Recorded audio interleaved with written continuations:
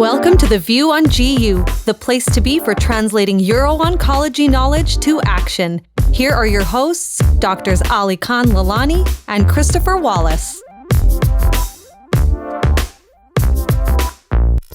Hello and welcome to The View on GU. Thank you so much for joining, ladies and gentlemen. I'm Ali Khan Lalani, joined by my co-host Christopher Wallace. It is April.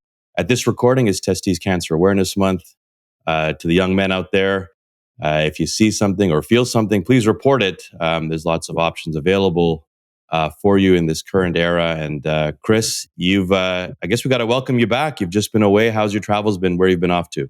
Yeah, thanks so much. It's good to be back. It's always one of those chaotic times of the year. We're sort of launching the spring conference season. We just got back from Paris. I know many urologists were there. We had a great Canadian contingent, and it's really the start of the science season, I suppose.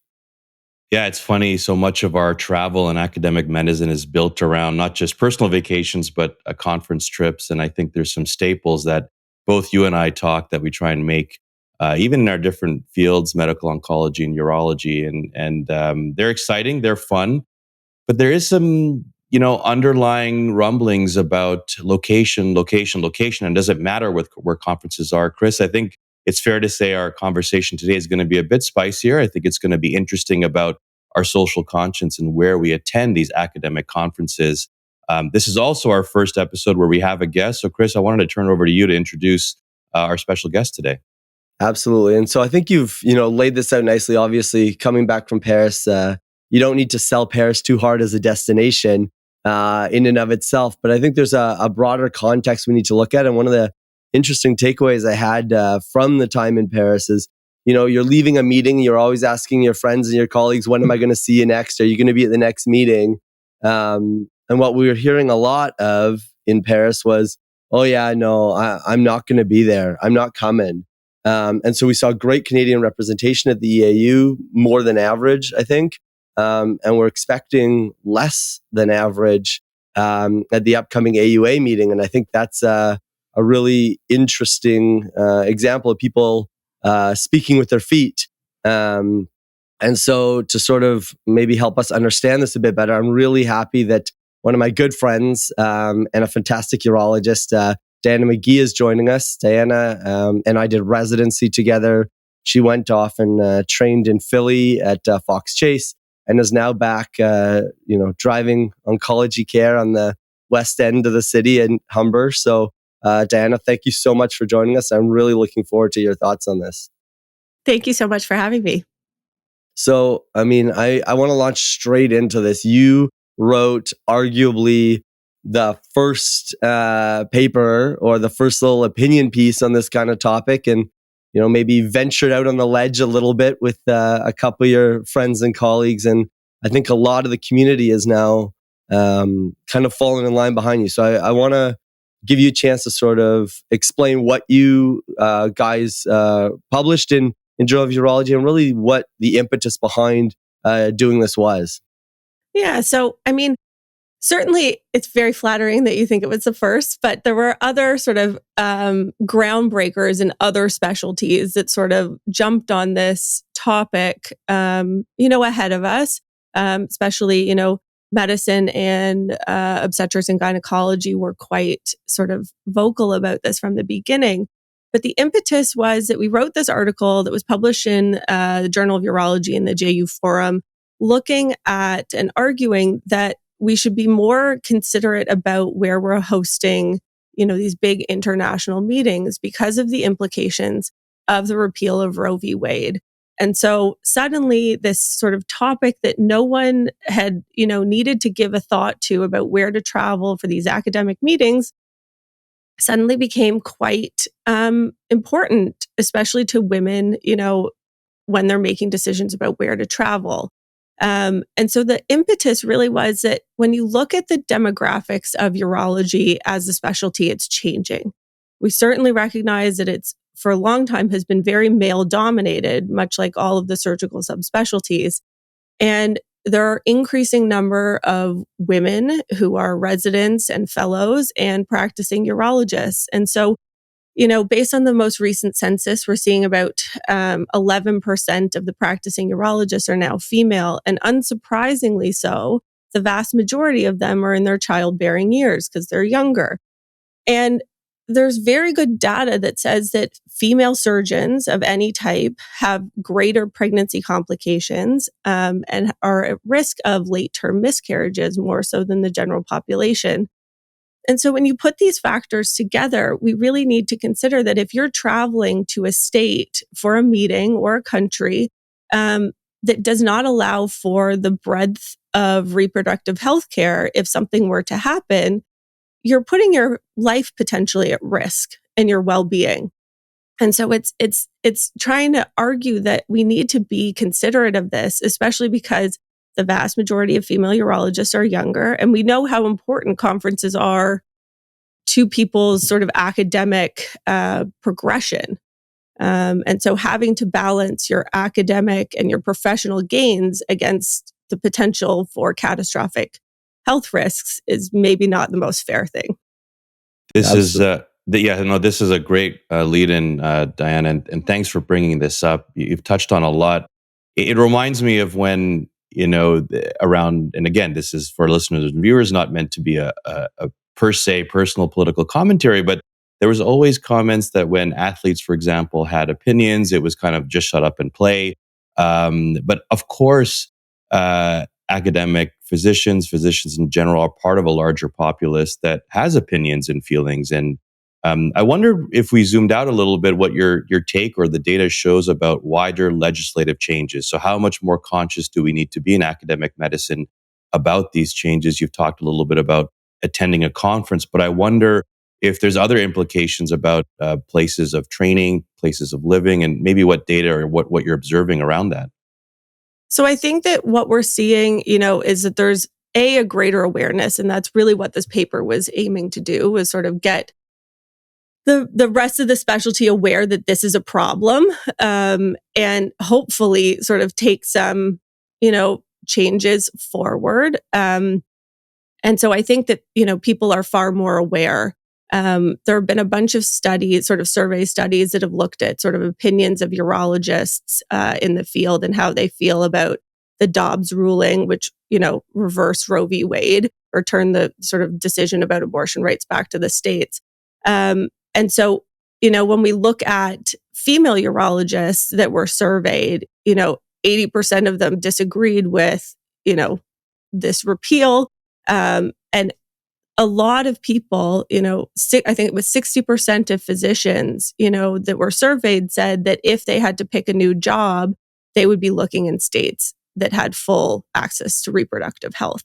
And residents, it was a lesser percentage, but still very impressive because they're under the pressures of having to, match to a competitive specialty, and they don't sort of have that sort of luxury of movement. But I think the fact that we're seeing, decreased applications in states that have either full-on abortion bans or gestational limits paints a picture that people are being conscientious of what sort of environment they're about to roll themselves into for a 5-year residency or the rest of their life.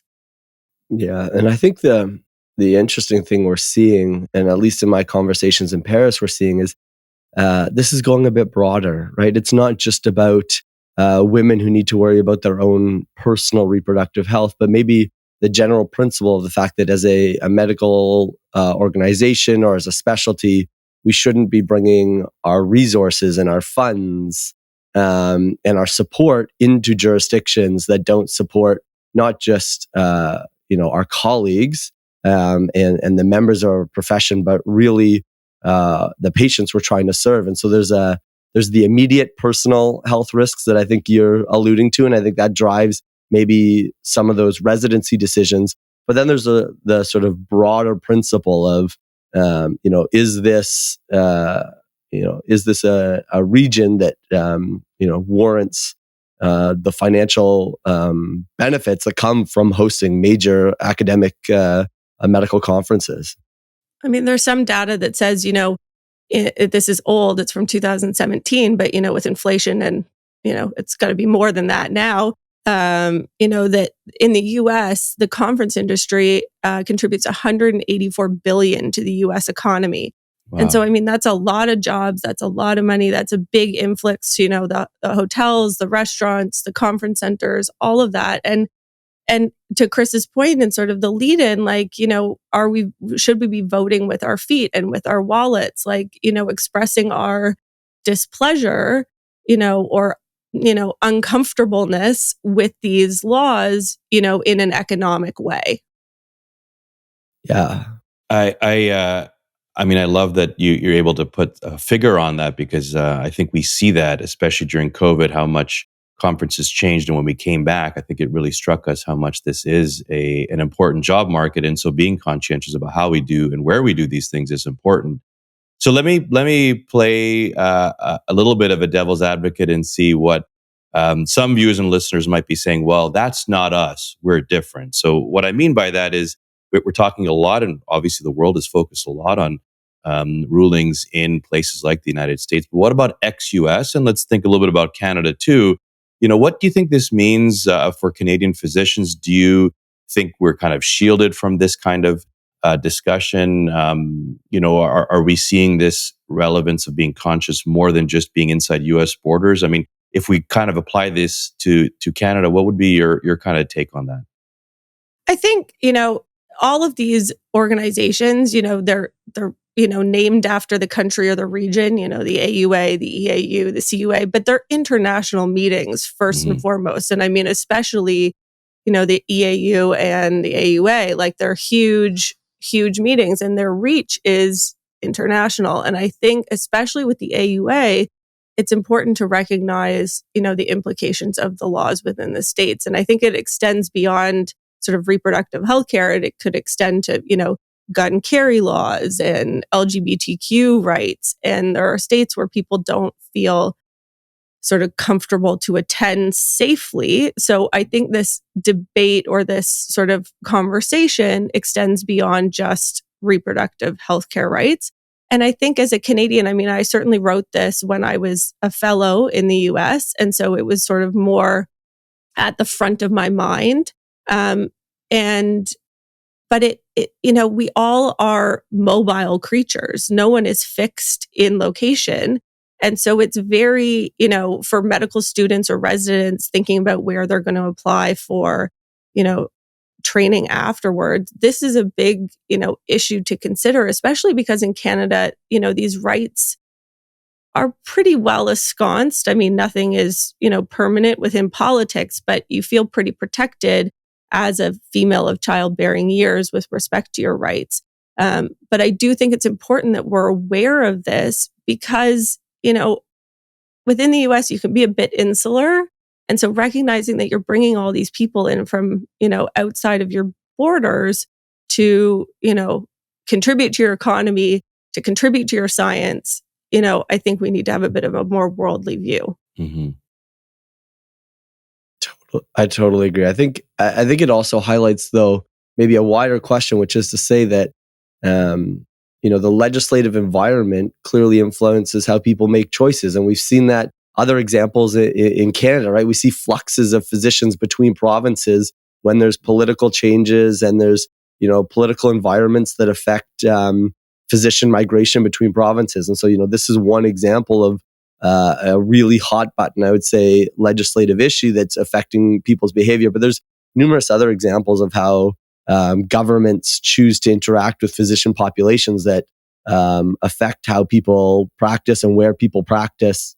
And I think, in academic medicine, we can get in the weeds sometimes and get very stuck in our notions of, academic purity almost. But the reality is that these things, I think, drive a lot of decision making and ought to drive a lot of decision making because there's a lot more to life than what goes on in the walls of our hallowed institutions.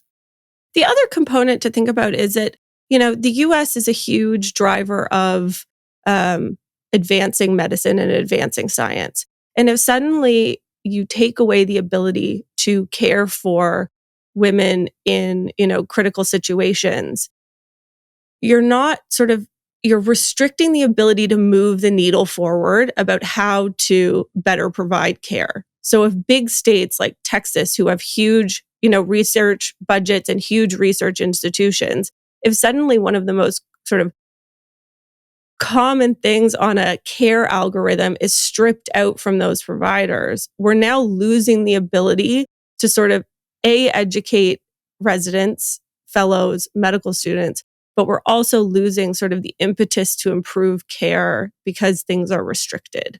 It sort of brings this, if we're thinking in sort of an academic perspective, you can think that it sort of restricts our ability to improve.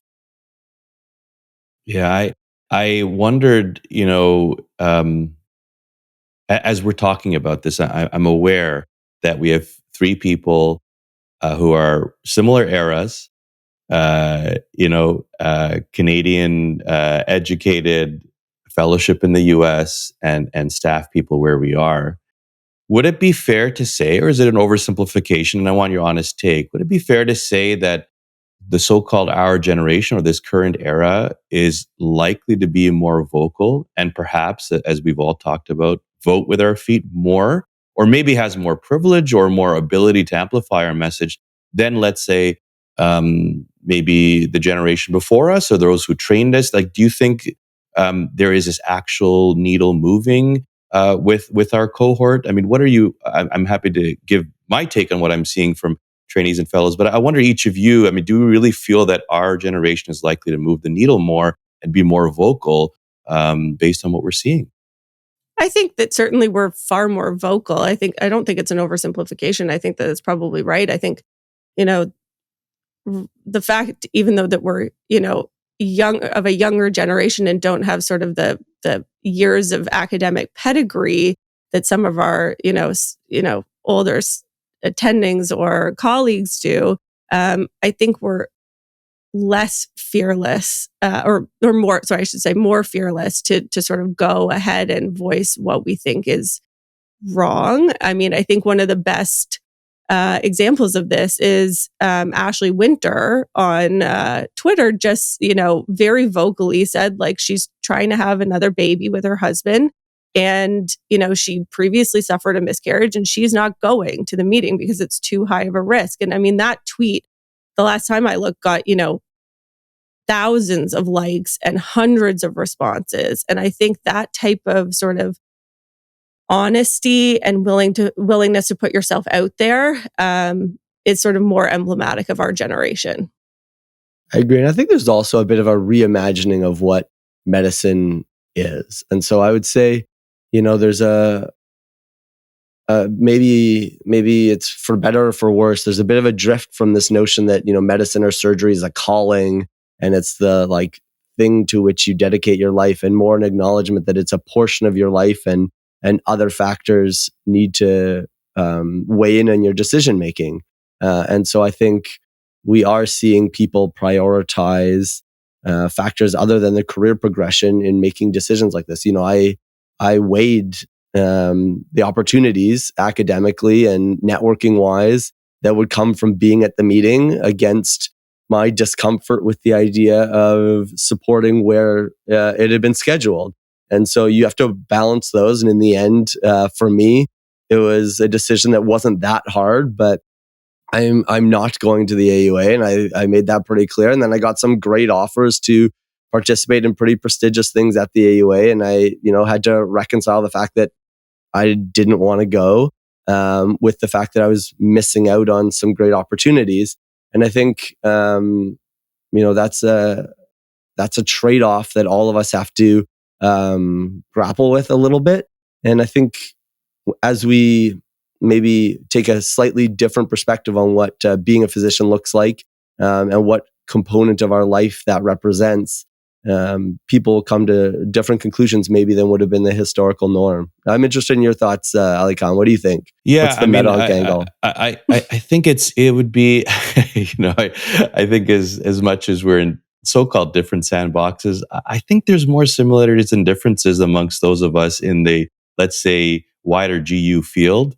If we look at just this podcast with a urologist and a medical oncologist and the topics we're talking about, I think there's quite a lot of overlap by era in how people think. And I think for our viewers and listeners, this is not meant to be just an editorial, because I think, and we'll put these links certainly to Dana's paper, but BMG, Journal of Medical Ethics, abortion restrictions and medical residency applications. This is data out there. The JAMA Network Open from February 2024, trends in OBGYN residency applications in the year after abortion access changes. And then, other articles on practice location preferences in response to state abortion restrictions for physicians and trainees. So I'm glad to see that it's actually not just editorial views, like we're putting things into data, into print, both in terms of opinions, but in terms of what we're seeing, which is why I think it's quite nice, regardless of where you sit on political spectrum or what you believe in, that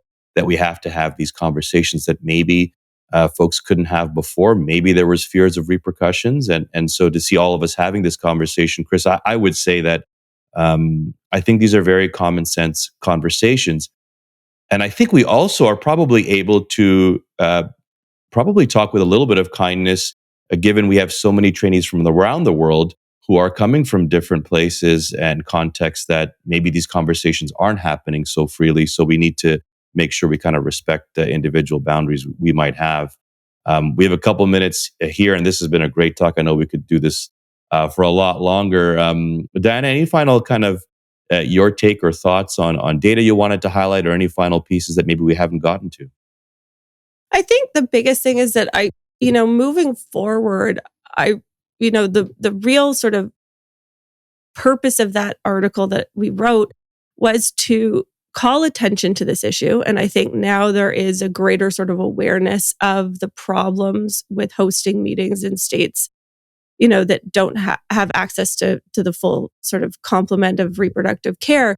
But the other thing that I think is really important, and I have not yet seen, is these professional organizations openly recognize that this is an issue and outline what they're going to do moving forward. My impression of how these meetings sites are selected is it's sort of like a cabal of people high up in the organization who arbitrarily decide. And I recognize that these meeting sites are selected years in advance, and by no means was I suggesting that they uproot our our upcoming meeting to the AUA that's in Texas 9 months in advance. But we propose, offering free virtual registration and, pushing for greater transparency about where these meetings are held. Have a town hall at the meeting the year before or 2 years before, and have people sort of offer their opinions about potential sites. And I have not seen any response from these organizations, which I think in my mind is sort of, disappointing. Totally agree. As you say, it's there's enough language out there, conversation out there, that it'd be nice to see people who are in leadership roles or these major organizations at least say, we hear you, or this is our take on it. And I think some of the suggestions you've made in the paper and even today on this podcast are things that should be reflected on. So this has been great. Chris, any final thoughts from you? Well, no, I'm really just interested to hear from our listeners and our viewers on their take. I know in Paris, I was hearing from many people that they weren't going to the AUA this year. Some of that's maybe logistics. San Antonio's not the easiest place to get to. We like direct flights because, that's just how we roll. But I'm interested to know, what's driving people's decisions. Are you going to the AUA? If you're not going, why not? The word on the street was that we're expecting a really low Canadian turnout. So I've been told that the normal turnout's in the 130 to 175 range for Canadians at the AUA, and people are expecting 50 or fewer Canadians this year. So I'm interested to hear from those who are listening. Are you going? If you're not going, is this a part of your decision making? And is it for your own personal health, or is it on principle? Yeah, love it. I think it's going to be great. This should generate some feedback, and I think it's going to be awesome. Chris, if nothing else from you, Diana, thank you so much for joining us today. To all of you, as you've heard, this has been a different take on, really what we think is data out there, but I think it's an important topic. Please rate, review, subscribe. Let us know what you thought about this. Interact with us on our socials. On behalf of my co-host, Chris Wallace, thank you again, Diana McGee, for joining us. It's been great. We look forward to the next episode of The View on GU. Have a great day.